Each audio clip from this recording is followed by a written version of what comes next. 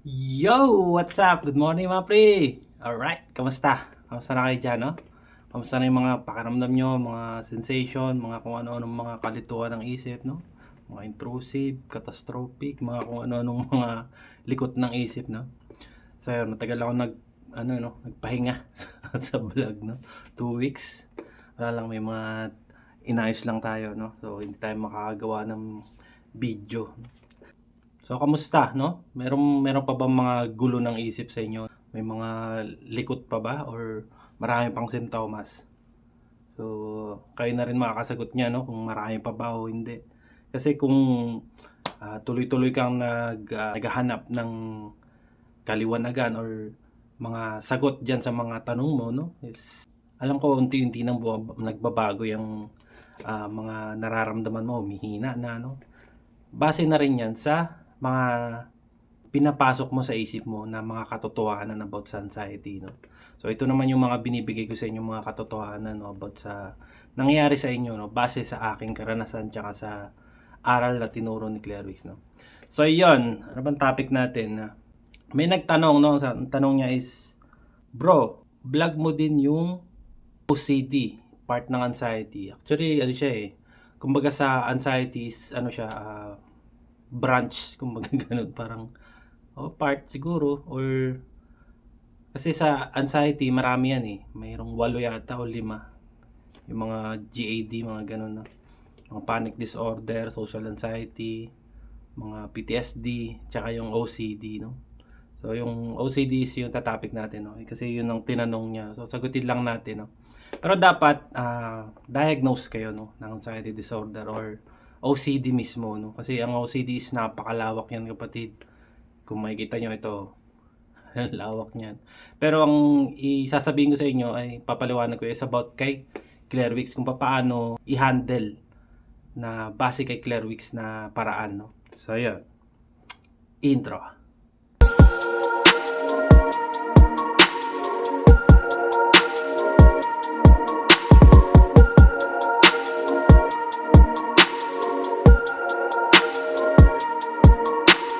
So yun na nga, no, OCD, no, yung obsessive compulsive disorder, no. So maraming klase niya, no, maraming iba't iba. Kasi isipin mo, anxiety pa lang, tapos meron na siyang mga branches, kumbaga meron na siyang mga parts, iba't ibang uri ng ng anxiety part. Tapos sa bawat part na yon meron ding mga iba't iba pang part, no. So napakalawak niya, no. So example na lang natin yung OCD na base dun sa tinanong ng ating kaibigan. So bibigyan ko lang kayo ng katotohanan, no, about sa anxiety. Yung konti lang na kaalaman about sa OCD, no. Kasi base na rin sa karanasan ko, no. Meron ako mga papakita sa inyo kung paano yung ginagawa ko dati, no, na OCD na pala yun, no.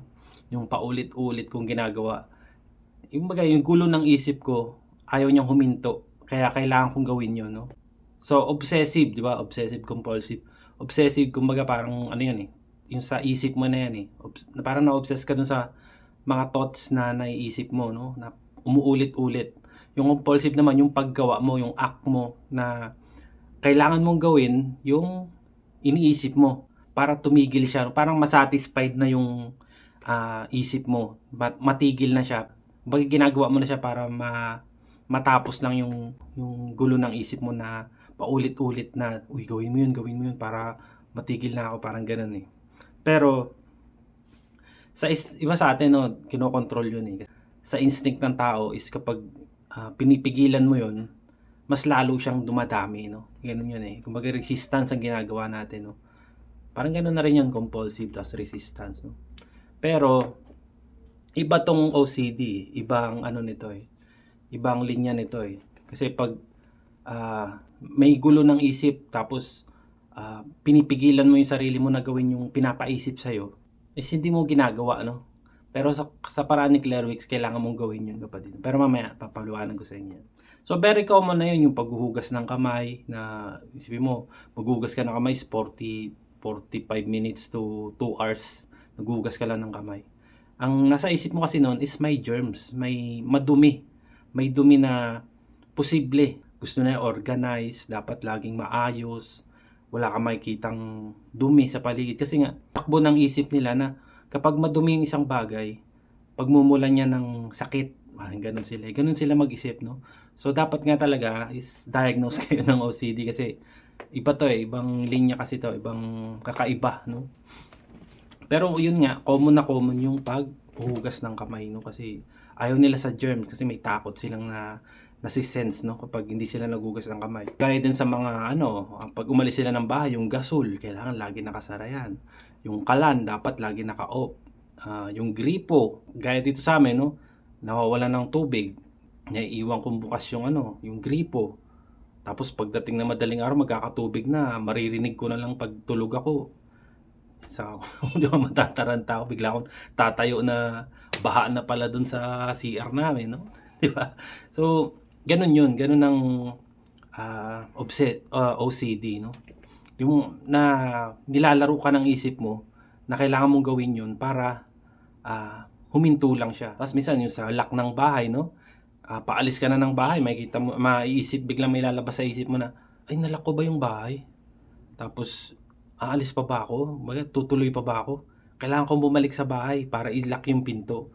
Ngayon pag-uwi mo na naka-lock naman pala, dun lang siya masa-satisfy. Kumbaga dun lang titigil yun, yung pag-iisip na gano'n. So dahil yan dun sa intrusive thought, kapatid, 'no, yung likot ng isip mo, 'no, sa dami ng mga ano, alam naman natin na intrusive thought is gawa yan ng anxiety mo, 'no, kasi kapag, nasa fight flight freeze ka, yung isip mo is tuloy-tuloy lang yan. May lalabas na simptomas, gano'n din yung isip mo, 'no, papabilisin niya yan kung papaano ka ilabas do'n o ialis do'n sa possible na danger, 'di ba? So sana nage-gets niyo yung point ko about sa OCD, 'no? Kasi napakahirap talaga ipaliwanag nito kasi masyadong marami, 'no, malawak. Tsaka kung gusto niyo na mag-research kayo ng pangsarili niyo, 'no, kung gumugulo talaga sa isip niyo na paulit-ulit na gusto niyong gawin, yun yung compulsive, kapatid. Yung gagawin mo na yung act, yung baga i-act mo na yung iniisip mo, 'no. Pero in safe way naman yun, kapatid, gaya lang sa mga gasol, sa mga lock, mga ganyan. Pero yun nga, present na dun yung takot, 'no. Gaya dun sa paghuhugas ng kamay, isipin mo maghuhugas ka lang ng kamay, 'di ba? 2 oras, isipin mo yun. So, present na dun yung takot tsaka yung iniisip mo na baka may germs, baka may ano. So, dahil nga sa paulit-ulit na, nangyayari is nagiging routine mo na siya, 'no, sa araw-araw. Nagiging ano mo na siya, bisyo o naging behavior mo na. Pero kung talagang, nakakaapekto na talaga sa buhay niyo is kailangan niyo na ano sa doktor, 'no, lumapit sa doktor, may psychiatrist, 'no, or mental specialist, 'no, para mabigyan kayo ng gamot or malinawan kayo kung ano ipapaliwanag niya, 'no. Kasi dito sa pagpapaliwanag ko is kaunti lang, 'no, tsaka base rin 'to kay ano, kay Claire Weeks, 'no, kung papaano ang tamang paraan para malampasan niyo yung mga ganyan, 'no. Actually hindi naman siya totally ano, delikado na ano, 'no, hindi naman siya gaya ng mga simptomas, mga ano, 'no, mga masasakit na simptomas or mga mahirap na simptomas, 'no, hindi naman siya gano'n, eh. Pero actually simptomas siya, 'no, ng anxiety, 'no, pero yun nga, alam ko kontrolado niyo 'yan kasi alam niyo naman kung anong talagang nangyayari sa inyo, 'di ba? So yun. So alam niyo ba yung ano, ito, 'yan yung kati-kati sa daliri, 'yan. Sabi nila sa stress daw 'yan, eh, 'no. So nagkaroon ako niyan, kapatid, 'no, hindi ko lang naikukuwento na dati-dati pa, 'no. So ang ginagawa ko diyan sa daliri ko na 'yan, kinakamot ko siya palagi. Kasi 'pag once na makaramdam ako, kinakamot ko talaga siya. Sobrang kati niyan, kapatid, 'no. Tas may nagtutubig-tubig, nakakaano siya kasi masarap siyang kamutin, kapatid, 'no. So, sa paulit-ulit sa araw-araw na ano, sabi ko bakit gano'n, lumalala siya lalo, 'no. Tsaka dumadami kasi nga kinakamot ko, 'no. So, meron akong nakita sa Lazada yata no'n, parang gamot siya na kulay green. Nilagay ko, mga ilang araw lang natuyo, sabi ko, "Ay okey, ta's mga ilang buwan, bumalik. Bumalik ulit siya, so naghanap ulit ako nung gamot na yun, 'no. So yun hanggang sa nawala na siya ng tuluyan. Gano'n, gano'n yung ginagawa ko palagi no'n. Naghahanap ako lagi ng pangkamot or minsan nilalagay ko siya sa mainit na tubig. Hanap ako nung gumamela, yun. Kapag nangangati siya, naghahanap akong gumamela, ta's dinidikdik ko tapos pinupunas ko dito sa ano ko, sa daliri ko, 'no. So gano'n ang paulit-ulit kong ginagawa nun.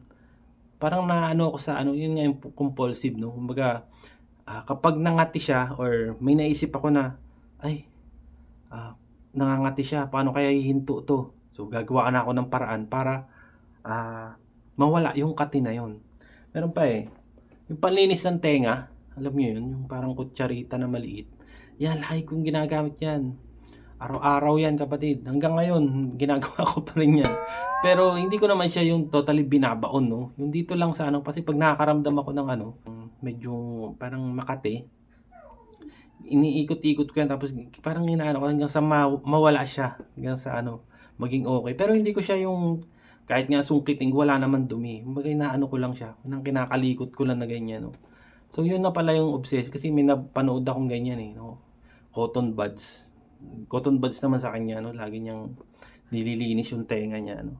Once na makaramdam siya na parang may makati sa tenga niya, susundutan niya na kaagad yun. So gano'n pa rin nangyayari sa'kin nun 'no. So hindi ko lang hindi ko lang siya alam 'no, hindi ko siya hindi ko pa siya naiintindihan 'no. So yun pala yun 'no. So kung kayo man 'no, meron kayong mga gawi diyan 'no, may mga ano baka OCD na yan 'no. So kung talagang nakakaapekto na sa buhay niyo or talagang nagsusugat na yung kamay niyo kakahugas ng kamay 'no, or kung aalis kayo ng bahay hindi kayo mapakali, meron kayong mga iniintindi sa bahay niyo kaya hindi kayo makaalis 'no. So baka OCD na yan. So kailangan niyong magpatingin 'no. So sa OCD kapatid is may cycle yan 'no, yung gaya nung sa obsession yung, iniisip yung intrusive thought, yung naiisip mo 'no, tapos yung gagawin mo na siya, minsan hindi mo ginagawa, pero kaya umuulit-ulit sa isip mo yon kaya kailangan mong gawin yun 'no. Tapos iikot ka na naman, kasi nga hindi mo siya ginawa. So, ang gagawin diyan is kailangan mong gawin yun base nga kay Claire Wicks 'no. Kailangan mong sundin siya, yun ang payo ni Claire Wicks dun. Kasi nga kailangan mo siyang harapin, hanggang sa ma-realize ng nervous system mo na, walang kuwenta 'tong ginagawa ko. Kasi alam ko sa sarili ko na, pagsasayang lang ng oras 'to. Kumbaga isipin mo, naghuhugas ka ng kamay na 2 hours, isipin mo 'yun, 'di ba? Hanggang sa maano ng nervous system mo 'yun. Kumbaga tatanggapin niya na 'yun na, iba na 'to kaya ako nagsusugat-sugat ng kamay kasi panay akong hugas. So 'yun ang tamang way dun sabi nga ni Claire Wicks 'no. Kailangan mo siyang haharapin mo 'yun. Kasi nga hangga't hindi mo siya hinaharap, hangga't hindi mo siya ginagawa or pinipigilan mo 'yung sarili mong gawin mo 'yun, is lalo siyang dadami, dadami ng dadami 'yung pag-iisip mo na gano'n na, "Uy, kailangan kong ulitin 'yun para matapos na 'no."